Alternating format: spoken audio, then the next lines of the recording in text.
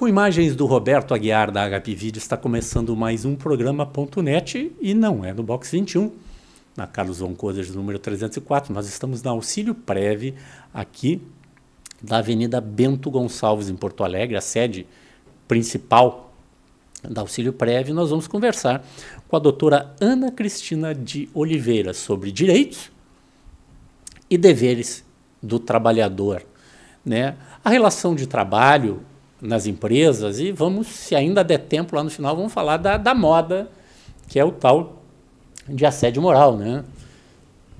Que virou moda mais recente aqui no Brasil, mas antigamente, eu me lembro, o primeiro grande caso foi protagonizado pela Demi Moore num filme, né? Assédio moral, que todo mundo achava que ela era assediada, mas o assediado eram os empregados dela, né? Ela que assediava os empregados. E eu conheço muita história nesse sentido, do contrário, né? Da mulher com o poder fazendo a mesma coisa que o homem com o poder faz com seus empregados, homens ou mulheres, desrespeita ele de toda sorte. Mas isso nós vamos falar adiante. Doutora Ana, quais são os principais direitos do trabalhador que batem diuturnamente aqui no Auxílio Prev e nos tribunais do trabalho no Brasil? Bom, nós temos aqui como demanda principal as doenças ocupacionais, acidentes do trabalho, demandas ligadas ao ambiente de trabalho saudável de todo trabalhador, que está ligado à insalubridade, periculosidade, a vida do trabalhador em si, as questões de assédio também, mas em grau menor. As principais são doenças ocupacionais e acidentes do trabalho. Vamos exemplificar doenças ocupacionais. Tá.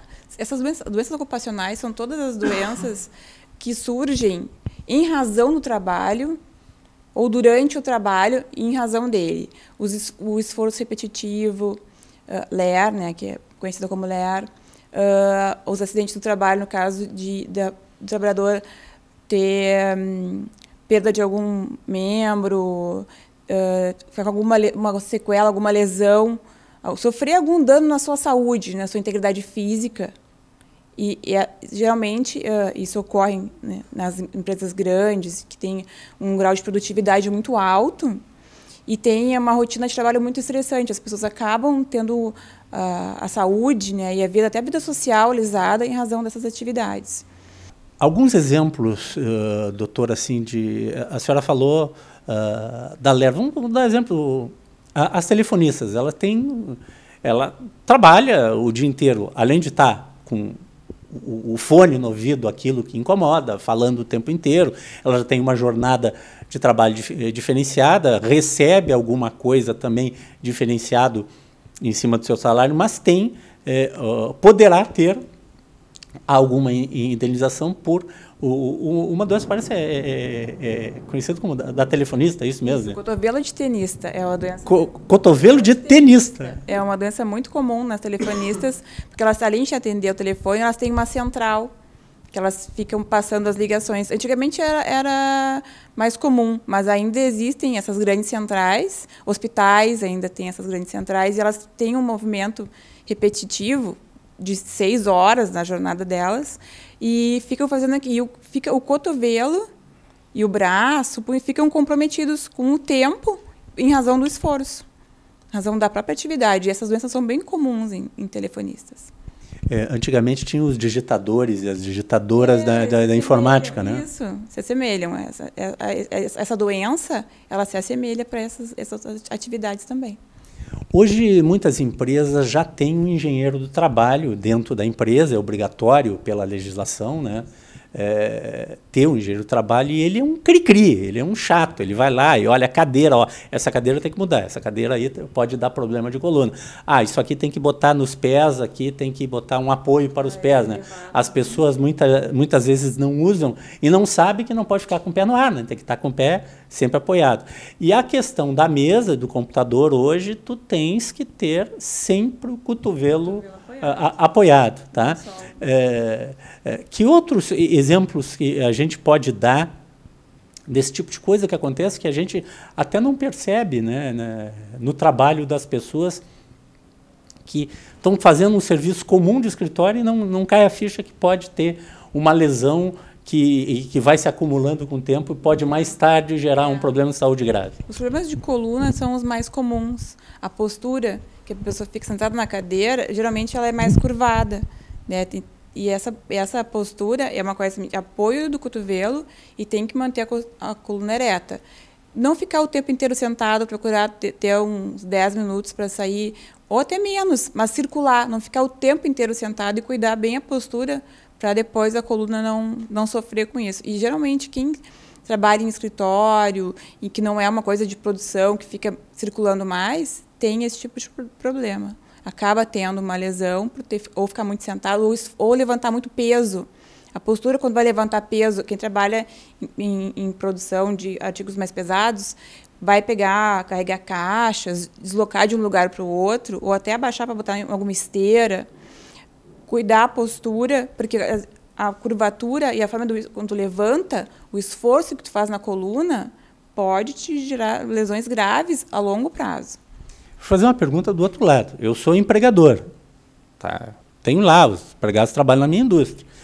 E digo, tem lá treinamento, tem médico do trabalho, tem engenheiro do trabalho, tem técnico de segurança, tem tudo lá dizendo, olha, gente, vocês não podem se curvar para pegar as coisas, tem que se agachar, ensina tudo direitinho, quem vai digitar tem que botar o cotovelo na mesa, não pode ser diferente. Mas daí aparecem demandas contra o empregador por essas lesões adquiridas, mas ele fez tudo que tinha que fazer, o trabalhador não cumpriu a parte dele. Porque muitas vezes é aquele negócio que eu sempre falo quando eu converso com os médicos, né? A mulher não, a mulher, uma vez por ano, está lá no seu médico, na sua doutora, está sempre, né? É um reloginho, desde guriazinha. O homem não. O homem pensa assim, quem procura acha, então eu não vou no médico, e vai deixando. E quando chega, muitas vezes chega tarde, né? Há um tempo atrás, eu entrevistei o doutor Eduardo Saad, que ele trata do aneurisma da aorta, né? Ele disse, Landini, tem que fazer isso. Ele chegou e disse para mim, eu já imediatamente, na semana seguinte, fui no meu médico, né? Eu disse, olha, eu queria fazer tudo que era ecografia. Eu tenho cálculo renal, né? Eu disse, já vi lá, eu fiz uma cirurgia há 4 anos atrás, uma litotripsia. Como é que está a situação? Já fez tudo, eu estou tranquilo. Estou tranquilo, vi tudo que tinha que ver e estou tranquilo. Tá? Ele chegou e disse, olha, tu está bem. Tá? Agora, já que tu fez esses exames, assim, tu leva lá para os médicos, eles vão te orientar que tu está bem. É só cuidar. Mas, muitas vezes, o trabalhador, que eu estou dizendo, ele não ajuda. Ele não ajuda. Como é que fica essa situação hoje? Como é que a justiça está vendo essa questão de uma empresa? Porque tem empresas que realmente passam por cima do trabalhador, mas uma empresa que cumpre todos os seus deveres com o empregador e o empregado não cumpre com os seus deveres com a própria saúde. A justiça avalia isso no momento da condenação para medir a condenação. O quanto o trabalhador contribuiu para aquela lesão aparecer. Porque as empresas que comprovam que tem um programa de saúde ocupacional, que a gente chama PCMSO, que a empresa implementa efetivamente esse programa, que cumpre com as normas, né, de medicina e segurança do trabalho, no momento de uma demanda, o tribunal tem sopesado e medido as condenações nesse sentido. Porque se a pessoa não vai ao médico, até... a CLT também garante que o empregador possa desligar o empregado por justa causa se ele não usa os equipamentos de proteção. Então, ele vai ter aquele procedimento de ser advertido, né? De dizer, olha, tem que usar o equipamento de proteção, então pode fazer esse movimento assim, tem que fazer esse movimento assim. E se o empregado não cumpre, ele pode ser desligado por justa causa. Isso a CLT garante. A empresa tem formas de se precaver e de se garantir, e no momento de uma condenação, o tribunal avalia e sopesa. Não fica tão pesado. Antigamente não tinha tanto isso. Hoje em dia o tribunal, o nosso TRT, o TRT4, ele sopesa tranquilamente esses dois pesos, assim, tanto o empregado quanto o empregador. Eu tenho uma situação de uma pessoa que trabalhava numa empresa e tinha uma sala, né? Tinha um ar-condicionado. Os ar-condicionados antigos, coisa e tal, mas uma sala mais ou menos grande, tinha um ar-condicionado de 18, 20 mil BTUs, tá? Que era barulhento, né? Fazia um barulho grande. E ele, desde que chegou lá, dizendo, pô, tem que trocar, pedia lá para o gerente da área de materiais, pô, tem que trocar, está velho, é mais caro arrumar, vamos botar um split. O cara, não vou comprar, não vou economizar, entrou até em briga com o cara lá. Passado algum tempo, essa empresa, por um número X de funcionários, tem que botar um engenheiro do trabalho. Né? O engenheiro do trabalho, a primeira tarefa que ele fez, ele foi em todos os escritórios, né? Orientou de novo que não pode fumar em ambiente fechado, né? Que isso aí causa, o ar-condicionado também potencializa, série de coisas, e daí ele começou a medir temperatura, luminosidade, fez trocar as fluorescentes, né? Porque também tem uma regra, tem que ter a luz fria, a luz quente, né? Que tem as dois tipos de luminosidade para não prejudicar os olhos, mediu a temperatura e o ruído. E o cara com ar-condicionado e lâmpadas novas. Né? Mas isso é o que está acontecendo. As empresas sérias estão fazendo isso aí. Né? Porque as demandas trabalhistas, elas são demandas nesse sentido de doenças ocupacionais, acidente do trabalho, ou até doença ocupacional, ela pode ser equiparada a acidente do trabalho. Depois a pessoa sai da empresa, é que ela vai verificar que ela ficou com problemas, a exemplo desse teu caso do ruído.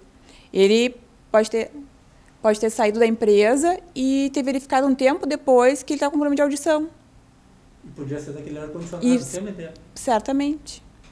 E, por isso, e é uma forma de se precaver. Esses profissionais de segurança, os engenheiros, eles têm que fazer medição e a gente chama o PPRA, que é a medição e a verificação de todo o ambiente de trabalho. Luz, estrutura, ruído, se é insalubre, se é periculoso.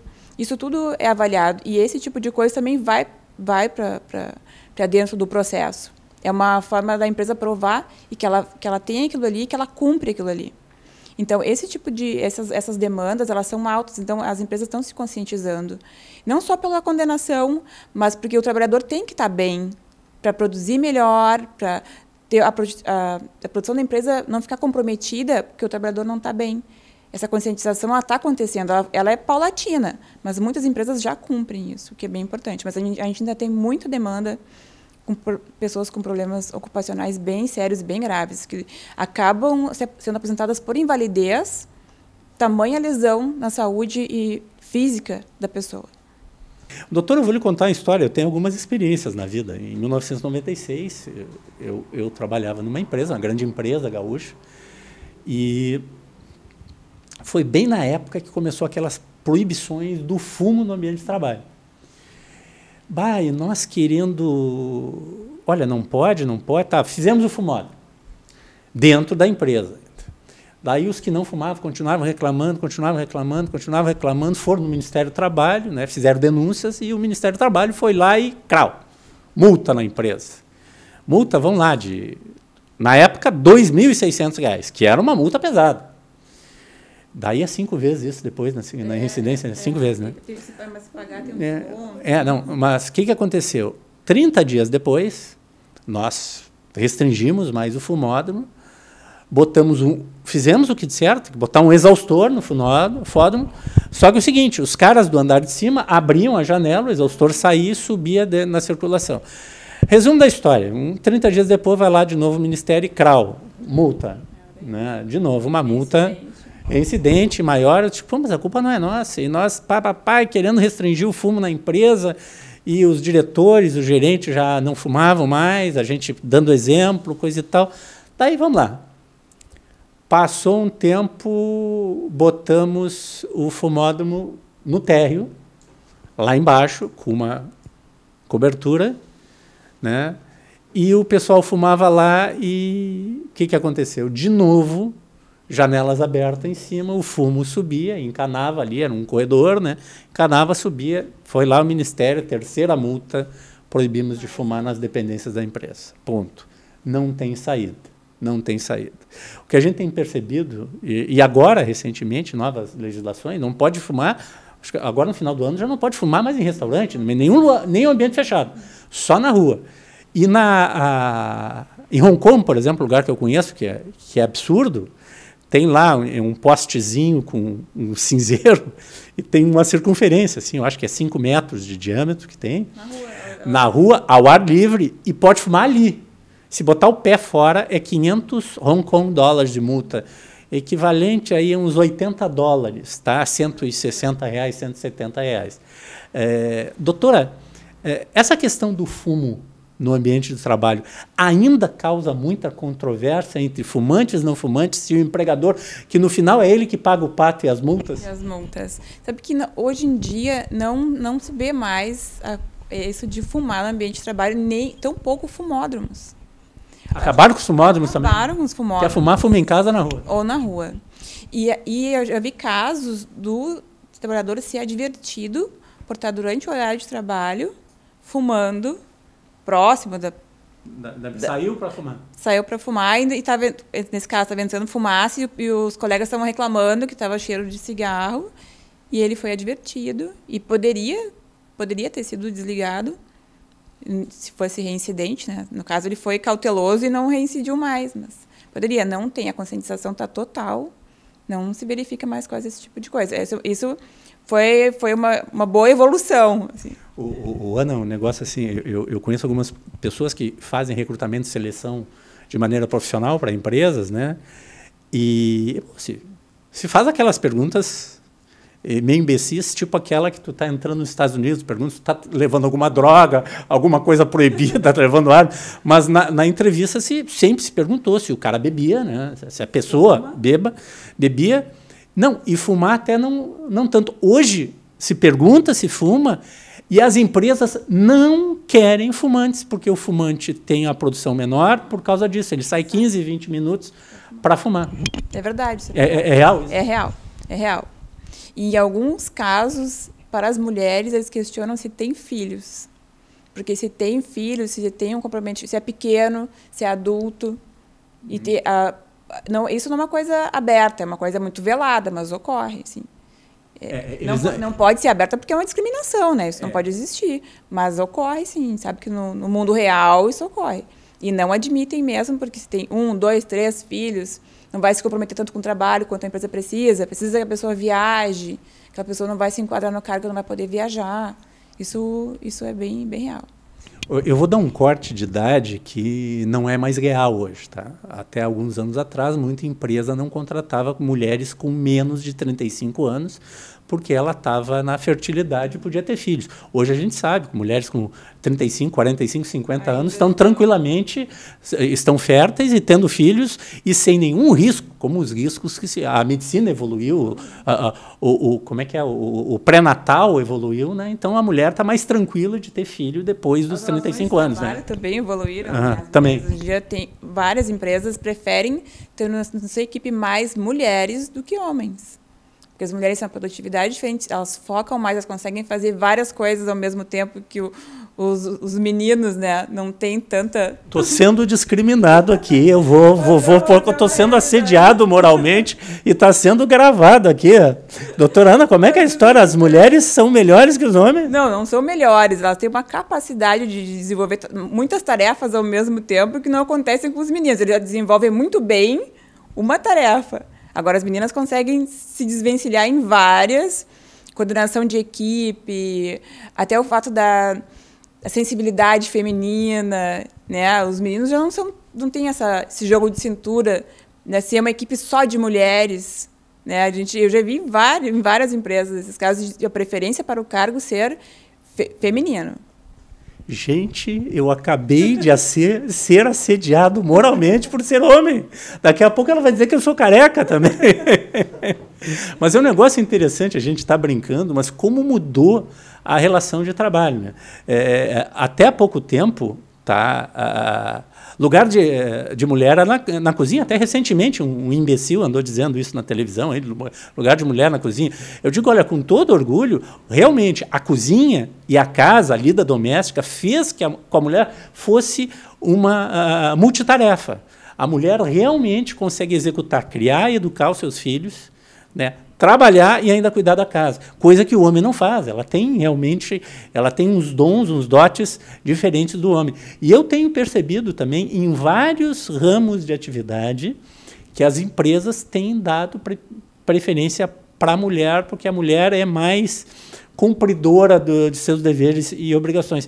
E isso é real, então? Isso é real. Só tem uma coisa que ainda não está tão boa nas relações de trabalho no quesito feminino. Assim. A remuneração da mulher ainda é menor que a do homem. Pode ser, às vezes, pelo mesmo cargo. Como é que as empresas estão mascarando isso aí? Não tem... Dois gerentes. Eu sou gerente de recursos humanos, tu é o gerente jurídica, tá? Como é que eles fazem para eu, gerente de recursos humanos, que sou gerente, ganhar mais que tu? Não tem um requisito, porque daí vão dizer que isso tem uma tarefa a mais, um cargo mais importante. Às vezes eles fazem as mesmas tarefas. Então tá, tu também é gerente de RH e... Isso, e a mulher acaba ganhando menos, ainda acaba ganhando menos. Vamos fazer melhor, somos dois advogados, trabalhamos na mesma empresa, tu vai ganhar menos que eu, é isso? Essa é a realidade? Acontece bastante. Não é mais regra, mas isso já foi regra. Não é mais. Até porque as demandas de equiparação salarial, de isonomia salarial, estão fazendo com que isso se perca no tempo, assim, e que as mulheres tenham o mesmo reconhecimento. Mas isso ainda ocorre. Tem o próprio TRT, nós temos desembargadoras que escrevem textos magníficos e que, em razão disso, que essa discriminação ainda existe. E ela é velada. Não tem, as empresas... acabam ou o homem tem um tempo maior de casa, mas a mulher que entrou depois, ela tem a mesma capacidade, consegue desenvolver o trabalho com a mesma perfeição técnica e ainda assim vai ganhar menos que o homem. Mas isso está mudando, mas ainda existe. Doutora Ana, já que a senhora me assediou há pouco, a minha, todos os homens, né? Vamos lá, vou denunciar só na delegacia do homem, tá? Daqui a alguns anos vai ter isso aí mesmo. A gente está brincando, mas vamos falar da questão do assédio moral, né? Gente, assédio moral não é assédio sexual.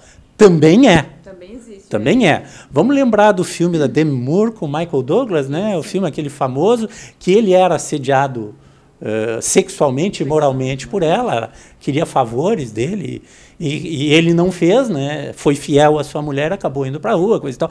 E não sei, o final da história, ela acaba sendo execrada do meio, eu acho que era agência de publicidade, uma coisa assim, não lembro direito do filme. Quer dizer, foi um filme denúncia, né? Denunciando o assédio moral, assédio sexual, e que também parte de ambos os gêneros, tanto do homem quanto da mulher. Vamos exemplificar para as pessoas entenderem o que é assédio moral, tá? E o que não é assédio moral, e não confundir as coisas. Às vezes é só o simples dano moral. É o dano moral, tá? Assédio e dano moral. Tá. O que acontece? O assédio moral, ele é uma conduta que ela tem que ser reiterada. Não pode ser só uma única conduta. E essa única conduta, ela é passível de indenização, título de dano moral. Mas o assédio moral é uma coisa reiterada. Aquela pessoa reiteradamente vai lá, não trata com educação o seu colega ou o seu subordinado. Via de regra é com subordinado, sempre é com a intenção... Da dita patada. Isso, também. Com a intenção de obter alguma coisa, sexual ou não. Ah, tá. E daí surge o assédio sexual. Ah, tá. Então já com o intuito malicioso do assédio sexual, tanto de homem quanto mulher. E o assédio moral, ele é maior, o sexual está dentro dessa esfera do assédio moral. O assédio moral, ele pode ser não tratar com urbanidade, fazer ameaças. Se tu não está fazendo bem, eu vou te desligar por justa causa. E aquilo vai causando um dano para a pessoa, que a pessoa vai se sentindo diminuída, vai se sentindo humilhada, pressionada, e aquilo é reiterado. Até o momento que tem muita gente que pede demissão, sofre assédio moral, tanto assédio moral, que acaba pedindo demissão, se desliga da empresa porque não tem mais condições o ambiente de trabalho fica viciado. Porque aquela pessoa chega, o outro já fica, né, o subordinado já fica em alas porque vai sofrer alguma represália ou em razão do trabalho. O que é o correto, assim, da pessoa que está sofrendo assédio? Procurar uma outra pessoa e relatar. Às vezes as empresas têm as ouvidorias e relatar isso e colocar isso, porque a maioria das empresas hoje já tem a ouvidoria e tem alguns 0800 que as pessoas podem ligar e denunciar o assediador. Porque as empresas também estão se preocupando com isso. denunciar o assediador, a empresa vai lá e vai ver o que está acontecendo, vai averiguar o que está acontecendo. E se nada for feito, realmente, isso resolvendo, isso pode ser até a causa de rescisão indireta de contrato de trabalho, que diz que daí o empregado sai como se a empresa o tivesse desligado com todos os direitos, porque da empresa está dando, como dizem, tem a culpa daquela rescisão contratual. Né? E o assédio moral nada mais é do que um desequilíbrio na relação de trabalho, de tratamento. E é uma coisa muito subjetiva, porque o que ofende uma pessoa pode não ofender a outra. Né? Às vezes a pessoa é um pouco mais rude no tratar e não chega a ser mal educada, e é só o jeito dela. Isso, às vezes, acontece da confusão. A pessoa tem um pouco sensível, não está bem naquele momento e receber uma crítica e achar que está sendo assediada, dizer, olha, tem que melhorar nisso, naquilo, e achar que aquilo é um assédio. O assédio realmente é uma coisa que causa um mal-estar na outra pessoa, tamanho, e tem que ser reiterado. Né? O dano moral é uma conduta isolada, que a pessoa tem um comportamento fora do razoável, numa única oportunidade, e aí causa um rompimento ou até um desligamento da pessoa da empresa, enfim. E aí a pessoa confunde assim, um único ato com a conduta reiterada de maltrato, às vezes, que a gente chama no ambiente de trabalho. Doutora Ana Cristina de Oliveira, quero agradecer a sua participação primeira aqui no programa.net, né, através do Auxílio Prévio, o escritório das doutoras Maria Isabel e Luciana Pereira da Costa. Né, fica na Bento Gonçalves 894, em frente ao INSS, do outro lado da rua aqui. Nós estamos. Telefone aí, o Roberto está botando aí, o site na internet, é o 3217-7547 e o 9274-7786, site na internet, www.auxilioprev.com.br. Qualquer dúvida, informação, troca um e-mail, entra no site, daqui a pouco tem um site novo aí que está vindo por aí, e telefona para cá. Vários advogados estão aqui à disposição, do direito previdenciário, direito trabalhista, né, direito de família, um monte de coisa. Obrigado, doutora. Muito obrigada. Roberto Aguiar, este é o ponto.net.